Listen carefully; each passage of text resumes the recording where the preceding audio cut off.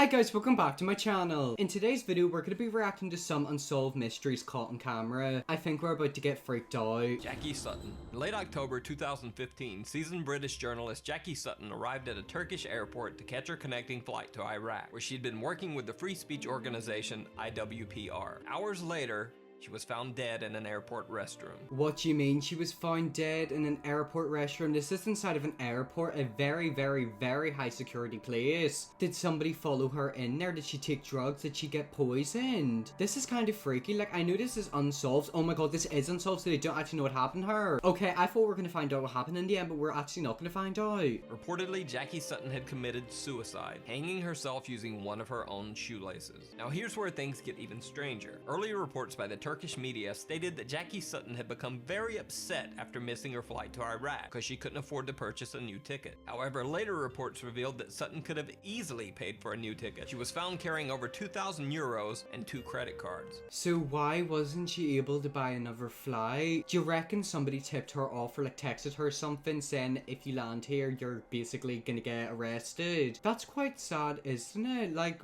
did she kill herself or was she murdered? Even more suspicious. Another security camera clip taken shortly before Jackie Sutton's death shows her carrying what appears to be a shopping bag containing purchases made at the duty-free shop in the airport. Critics have argued that it seems highly unlikely that Jackie Sutton would suddenly decide to do a bit of shopping shortly before committing suicide. Exactly, because somebody was following her there and was killing her. I'm telling you guys, I always get these stories correct. Like, I literally am like an investigator. I get everything. Somebody's been sent there after her, or she's got a message. Like, they need to try and search her phone. Was Jackie Sutton's death a suicide or something more sinister? Oh, it was absolutely a murder. There's no way she took her own life. You're telling me she went shopping very shortly before she was meant to get onto that plane. She's been taken out. Somebody has killed her. Larsen Tank. Larsen Tank was a young German man who went on a holiday trip with friends to Varna, Bulgaria. While there, Matank was involved in a fight with some other tourists and suffered a ruptured eardrum. Because of the ear injury, Larsen Tank was unable to fly, so he couldn't return to Germany with his friends. He rented a room in a hostel in a poor area of Varna, Bulgaria, determined to wait until his ear had healed enough so that he could fly back to Germany. Okay, so he's in a poor part of Bulgaria in like a rundown hostel or hotel. Because of that fight, he's not able to get home, so what's gonna happen? Do you reckon the people he got into a fight with are after him? I guess we're about to find out. However, that same night, Lars Matank called his mother and said that there was something strange about the hostel that he was staying in, and that she should cancel all of his credit cards. Even later that same night, Lars Matank left his hostel room in a panic, headed for the airport. He called his mother again, this time saying that 4 strange men were following him. Wait, so people were following him? Do you reckon people actually were following him, or because of his ear injury he's kind of starting to become a bit deluded? Do you reckon his brain's starting to see things and making him think things? I don't know if it's schizophrenia, but it's definitely something like that, like he's getting sketched out. 2 hours later, Lars Matank caught a cab and arrived at the Varna airport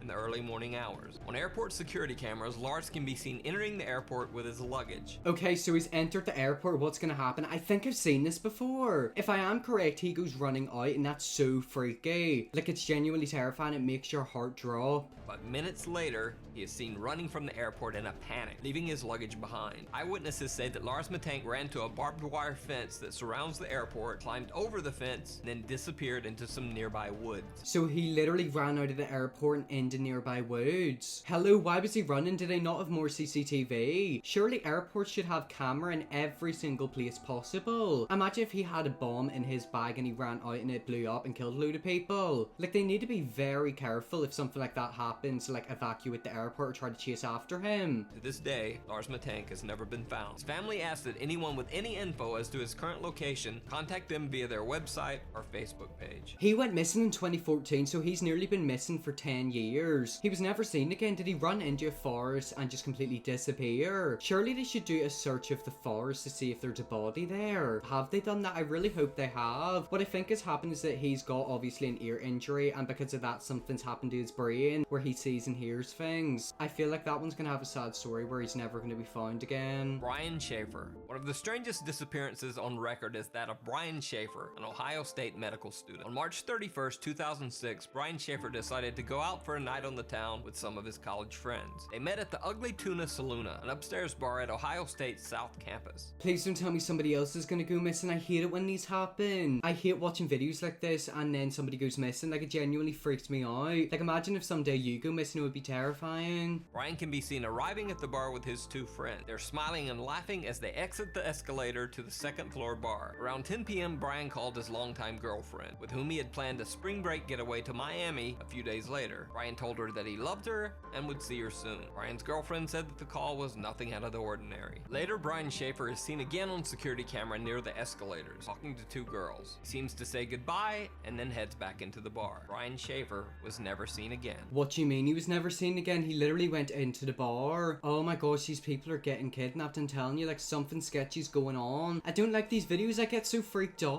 It's literally 10:30 right now and I'm actually gonna get petrified. Like, I'm literally not gonna be able to sleep. Imagine you wake up one day and that could literally be your last day. You don't know that you're about to go missing, never be found again. Security cameras covering the only exits of the Ugly Tuna Saloon bar do not show Brian Schaefer ever leaving. The only possible other exit would have been through an area of the bar that was under heavy construction at the time and closed off to the public. However, even if Schaefer had left through the construction area, there are multiple other security cameras in the bar's vicinity. None of these cameras picked up footage of Brian Schaefer ever leaving the bar. It's almost as if Brian Schaefer disappeared into thin air in the middle of a crowded bar. There's only one other thing that I could think that possibly happened. Maybe he wanted to start a new life. You never know what's going on inside of somebody's head. Like, they literally could be in debt, being blackmailed, they could be doing anything. Maybe something really bad or sad was happening to him and he decided he had to literally disappear and start a completely new life somewhere. I read the comments and basically someone was like, maybe he like switched clothes with somebody and wore like a cap out. I don't know. Like, you don't know. He could literally still be in there. Why is there a helicopter outside? Maybe someone else has went missing. A helicopter only goes up into the sky in my area whenever something bad has happened or if somebody's missing. Why is everyone going missing? All of that is a possibility, but then also it could be human trafficking. That's another major thing that could be happening. Maybe somebody who works in there kidnapped him and sold him, and they're not showing the actual CCTV footage, which is basically withholding it, I'm pretty sure. It's scary. This world is a creepy place.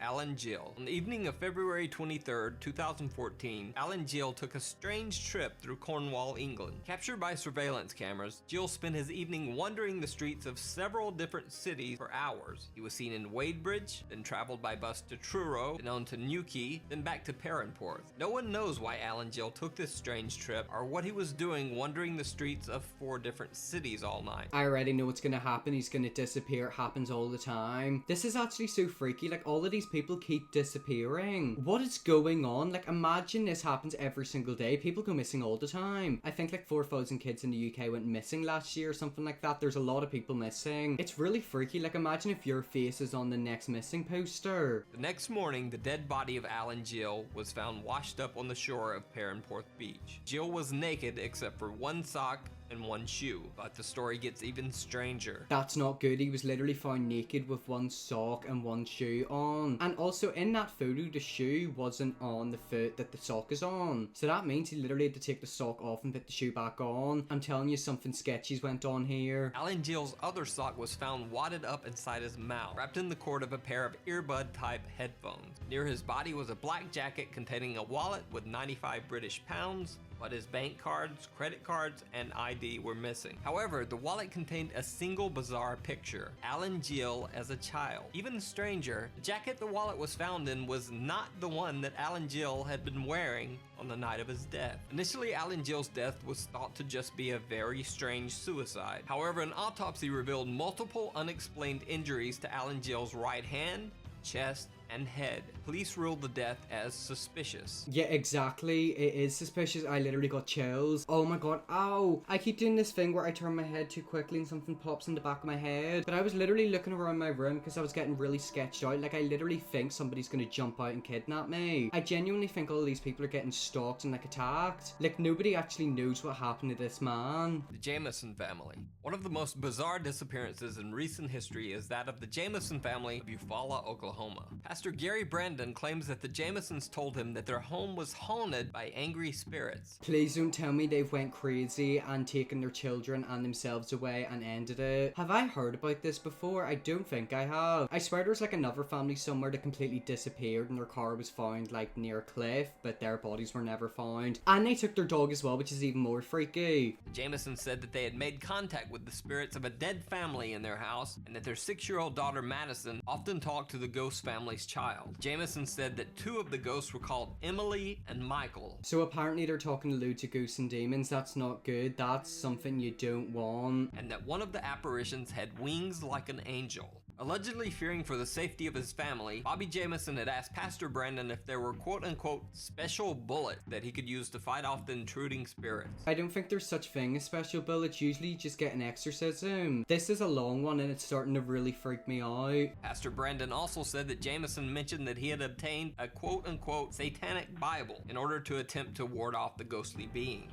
That's literally the last thing you should have if you want to get rid of them things. A satanic Bible will literally encourage more of them to come into your home. This is gonna end up bad, I know it. I can already tell it's happening. On October 8, 2009, the Jameson family loaded their pickup truck for a trip. They can be seen on their own front yard security camera moving things from their house to their truck. Bizarrely, the family seems to be in some sort of daze or trance-like state, making dozens of trips back and forth from the house to the truck, but never talking to each other once. I hope they haven't made some type of cult. This seems like a culty family. Like, this is literally something that people in a cult would do. They're literally in a trance, they don't speak to each other, they don't look at each other, don't have any emotion, they're literally crazy. But never talking to each other once. After loading the truck, the Jamesons pulled out of the driveway and were never seen alive again. 8 days later, the Jamesons' pickup truck was found by the side of the road. Locked inside the truck were the Jamesons' wallets and IDs, their cell phones, and $32,000 cash. Also locked inside the truck was the family's small dog, which was nearly dead from starvation. I hope the dog survived. That's so sad. This is like the other story I was telling you guys about, but it's not exactly the same. I think the one I'm thinking of happened in England, but the people were never found. But that's so scary. All of their identity and money was locked inside the van. I've got a feeling they've got really paranoid and they've just taken their family and ended it all, and I hope that hasn't happened because they literally have just taken the life of a child away. A massive statewide search was launched for the family over the next 8 months, but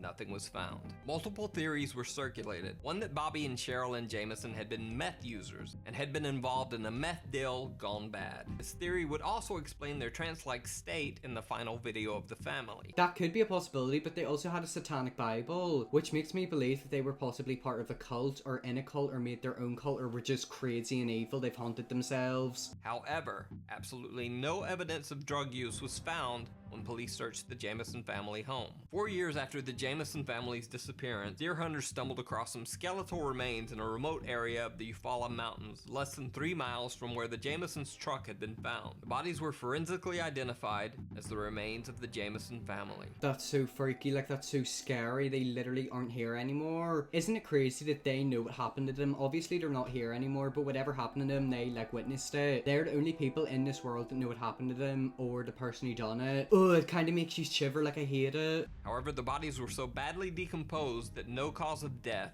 could be determined. The reason for the Jameson family's strange behavior and the cause of their death remains a mystery to this day. So they don't actually know what happened to them. Yeah, that's really freaky. I'm done with this video. Anyways, guys, that was some unsolved mysteries caught on tape. Honestly, I'm freaked out. Like, I'm literally terrified. I don't think I'm going to be able to sleep tonight. If you want to see me do more creepy videos like this in the future, let me know and I definitely will. Anyways, hope you all enjoyed this video. If you did, smash the subscribe button. And yes, I will see you all in my next video.